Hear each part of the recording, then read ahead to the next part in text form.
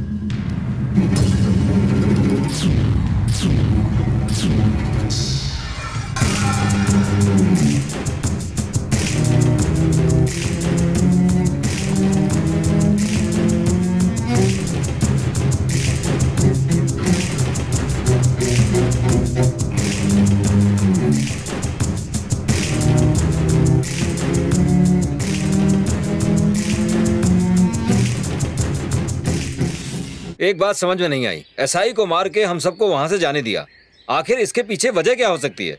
जीजू मुझे डर लग रहा है जीजू, आज नहीं तो कल हमें भी मारेगा। जीजू हीरो आ गया।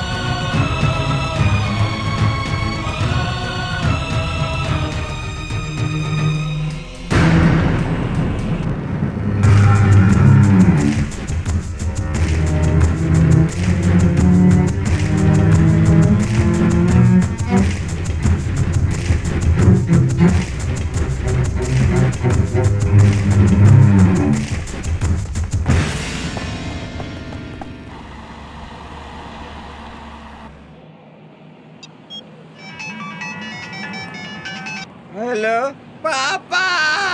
क्या हुआ बेटा, रो क्यों रहे हो? पापा वो फौजी माधव राव का बेटा है ना, उसने कलेक्टर और इंस्पेक्टर को मार दिया है और अब वो जीजू और मेरी जान के पीछे पड़ा है। कौन दो उनको? जीजू पापा। हेलो दामाद जी, उस बंटी को नकली केस में फंसाकर असली एनकाउंटर में उड़ा दो, अपनी फैक्ट्री का प्रॉब्लम क्लियर हो जाएगा, समझ गए? लेकिन ये अभी नहीं, बाद में करना। फिलहाल तुम सब कुछ छोड़ के हैदराबाद पहुंचो। वहाँ कोई काम है क्या? आज असेंबली में शपथ समारोह होने वाला है, नए मंत्रियों की लिस्ट में तुम्हारा नाम भी शामिल करवा दिया है। तुम भी आज ही शपथ ले लो और बाकी सारी बातें मुझ पे छोड़ दो। मैं पहुंच जाऊंगा। साले साहब सीधे हैदराबाद चलो।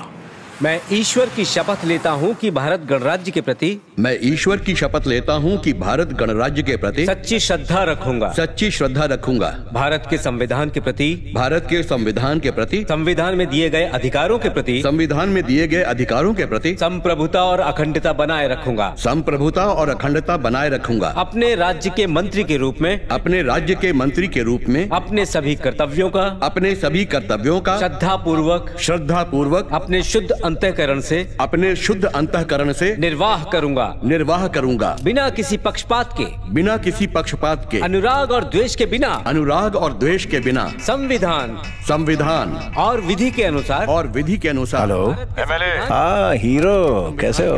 अब मैं एमएलए नहीं, मिनिस्टर बनने वाला हूँ। शपथ ग्रहण करने आया हूँ। कार्य पूर्ण होते ही वहाँ लौट आऊंगा। कुछ घंटे और सब्र कर लो प्लीज। 2 मिनट भी रुकने वाला नहीं हो, तेरे सामने आ रहा हूँ, बी रेडी। हीरो, ये कोई तालाबंद फैक्ट्री नहीं है जो दीवार फलांग कर अंदर आ जाओगे। यहाँ सिर्फ बड़े बड़े लोग ही आ सकते हैं, तो और भिखारियों को आना मना है।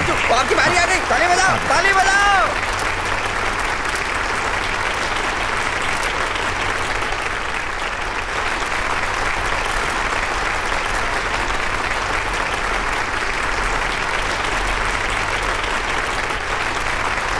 मैं सच्चिदानंद चक्रवर्ती ईश्वर की शपथ लेता हूँ कि भारत के गणराज्य के प्रति सच्ची श्रद्धा और निष्ठा रखूंगा स्थापित भारत के सार्वभौमिक अधिकारों के प्रति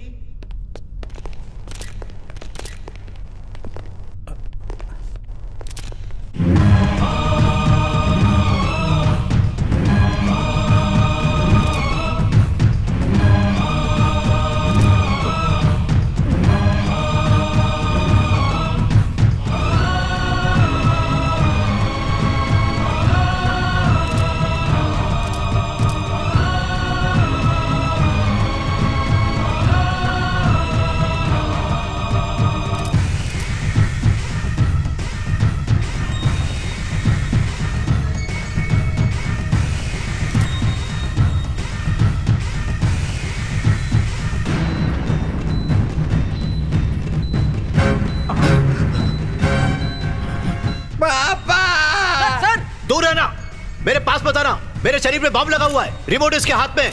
अगर बटन दबाया तो हम सबके चिथड़े उड़ जाएंगे।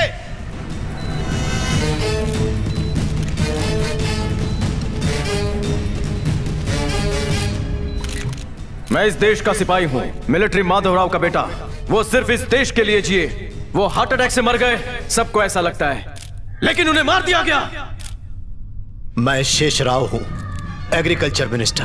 शपथ लेने वाले इस एमएलए का नाम है सच्चिदानंद। मेरा दामाद है। बंटी के पिता को इसी ने मारा है, उसके जीजा को भी इसी ने मारा है, उसकी बहन का जीवन भी तबाह कर दिया, उसकी जमीन छीनने की भी कोशिश की इसने। इन हत्याओं का मुझे पहले से पता था, लेकिन हम सबके ऊपर एमएलए का प्रेशर था। ये बात सच है सर?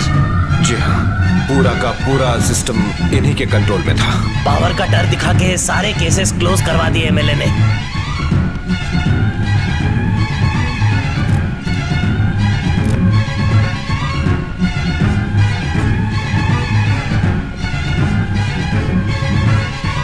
हम आम जनता हैं, हमारे सपने छोटे होते हैं। हम आपको वोट देते हैं ताकि हम अपने देश को फलता फूलता देख सकें, लेकिन आप करप्शन का पहाड़ खड़ा कर देते हैं। आपकी बिल्डिंग हमारी झोपड़ियों पर बनती है। मैटरनिटी हॉस्पिटल से लेकर स्कूल कॉलेज की फीस हम घर बार बेचकर कर्जा लेकर चुकाते हैं। पढ़ाई को धंधा बनाकर रख दिया इन पापियों ने।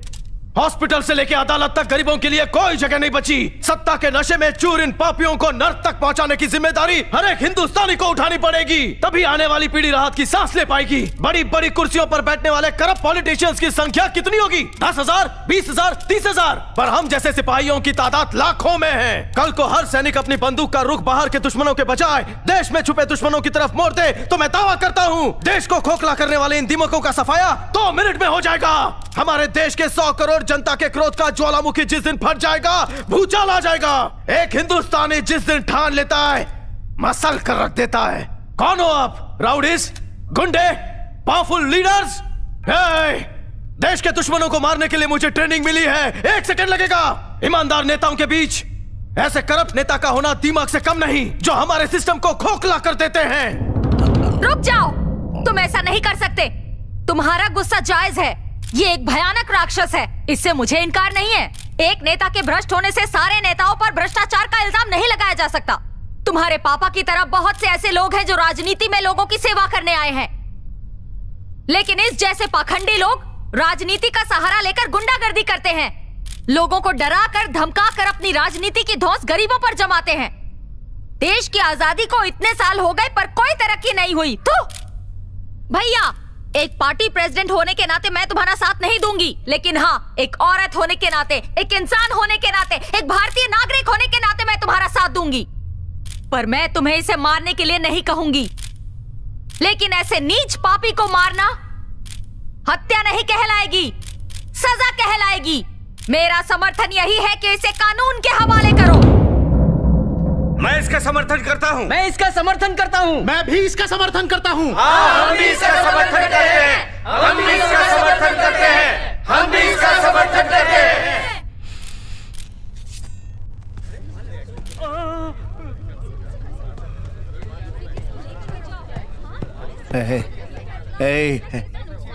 हीरो, हीरो, मुझे जिंदा क्यों छोड़ दिया?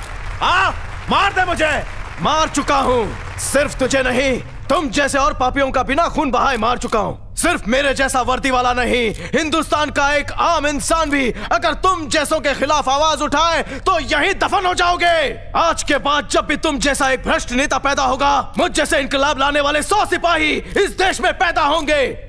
हिंदुस्तान इस बात की गवाही देगा कि तुम जैसे कितने भी भ्रष्ट नेता क्यों ना हो, इस वर्दी के आगे नहीं टिक पाएंगे। तेरा खेल खत्म। अरे क्या कर रहे हैं? अरे क्या? हीरो,